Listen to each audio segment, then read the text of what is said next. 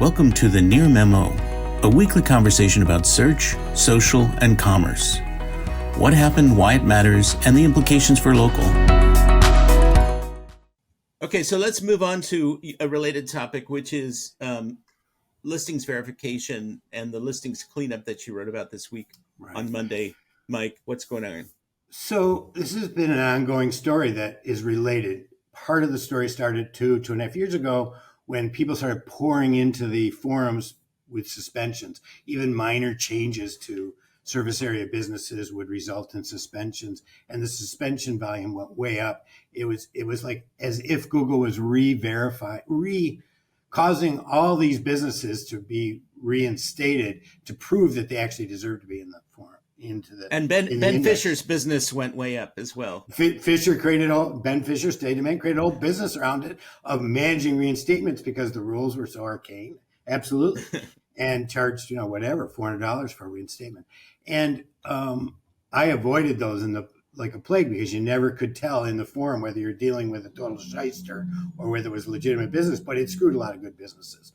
Subsequent to this whole process of that, Google has started to implement more rigorous and different verification systems, including live video verification for some of these SABs, as well as this video verification process, which uses some form of AI to assess the video you upload before it gets passed to a human, and which fails a lot. They even implemented that in bulk, right, where bulk was supposed to be pre-approved. I know David has had some experience where you would upload theoretically pre-approved businesses to approved bulk, and they would still require them to be verified because their internal data did not warrant an approval. And in some listings required even two verification processes, right? They might send out a postcard and then require video verification, or they might allow video verification and then immediately suspend it, allow it again and immediately suspend it. So clearly they have striven over the past 3 years. I think striven is grammatically correct, but you can say strived. Well, it just sounded odd in context. It's also more professorial to say striven. I tried. It's an archaic. It's an increasingly archaic form of the verb. Well, kind of like me, increasingly archaic, And so when you look at this in the big picture, you pointed out, Greg, on Twitter that Google is concerned with regulatory oversight and thus finally is cleaning up reviews and listings.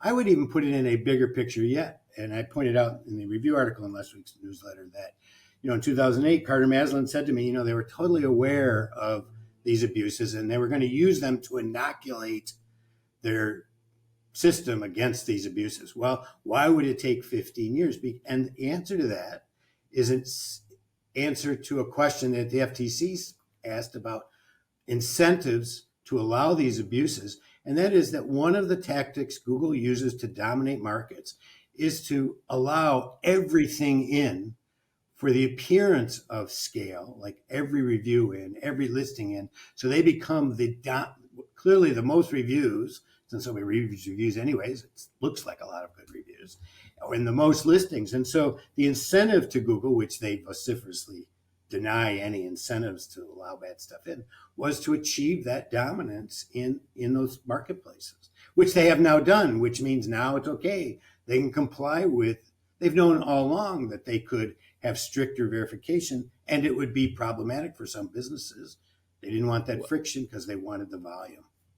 I think that's absolutely right. I mean, we remember the whole Street View data capture controversy years ago, where they were accused of sort of sucking up all this private information from Wi-Fi data.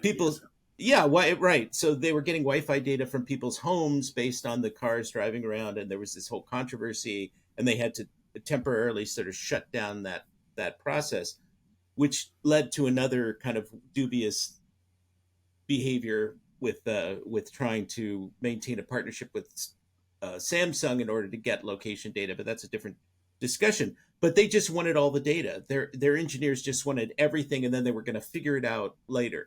Figure out what to do with it. So they have this more is better kind of attitude that we see reflected in what you wrote about, where Carter Maslin said we're going to just get all this, and then we'll determine how to protect the integrity of the database later on.